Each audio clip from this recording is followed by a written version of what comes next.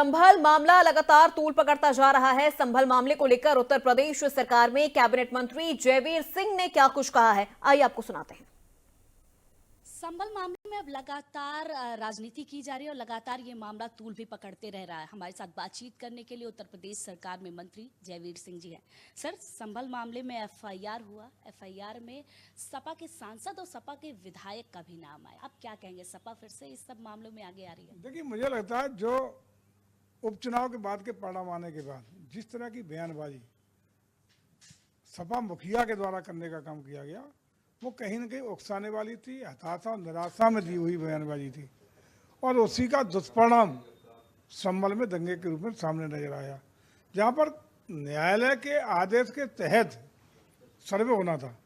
कोई ऐसी वजह नहीं थी जिसकी वजह से दंगा बढ़ने की स्थिति आ जानी चाहिए थी, लेकिन केवल चुनाव में बुरी तरह हार के बाद बौखलाहट में दिए गए अखिलेश जी के बयान हताशा निराशा की भावना का ही परिणाम था कि वहाँ स्थानीय सपा नेताओं के उकसावे पर, भड़काने पर ये पूरी घटना को असली जमा पहनाने का काम वहाँ के मुस्लिम समाज ने किया। आपको नहीं लगता कि ये काफी जल्दीबाजी में किया जा रहा है? वहाँ पर जिस तरीके से लगातार लोग कह रहे हैं शिवालय था, जामा मस्जिद बनाएगा, ये शुरुआत तो मायावती के ट्वीट के साथ हुई थी। उन्होंने पहले ट्वीट किया था और कहा था कि सर्वे कुछ ज़्यादा ही जल्दी की जा रही है। भगदड़ जल्दीबाजी तो नहीं है? देखिए, एक चीज़ साफ है, न्यायालय के किसी आदेश में या न्यायालय की किसी कार्रवाई में सरकार की कोई हिस्सेदारी नहीं हो सकती, सरकार का कोई हस्तक्षेप नहीं हो सकता।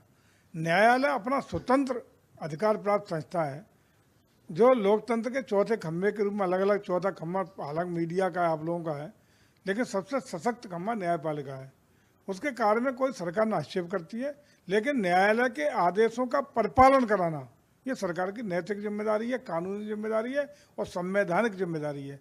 उसमें हम लोग कोई हस्तक्षेप नहीं कर सकते। सरकार का कोई आदेश नहीं था, न सरकार का कोई बात दायर है, न सरकार कहीं वहाँ पक्षकार है। जिस तरीके से लगातार संभल का मामला अब तूल पकड़ते जा रहा है, उसमें कांग्रेस विरोध कर रही है। कल उन्होंने महात्मा गांधी के सामने एक काली पट्टी बांधकर विरोध प्रदर्शन जाहिर किया। समाजवादी पार्टी भी अब अपना डेलीगेशन भेजेगी, वहां देखेगी कि किस तरीके से पूरा मामला रहा। आप क्या कहेंगे, विरोध करना जायज़ है या नहीं जायज़ है? देखिए, आज केवल और केवल देश की सामाजिक तानाबाना को कमज़ोर करने के लिए, देश को अस्थिर करने के लिए उत्तर प्रदेश में तमाम इस तरह के जो षड्यंत्र किए जा रहे हैं, ये उचित नहीं है। देश रहेगा, प्रदेश रहेगा, तब राजनीति होगी, अमन चैन, भाईचारा और कानून का राज स्थापित करने के लिए।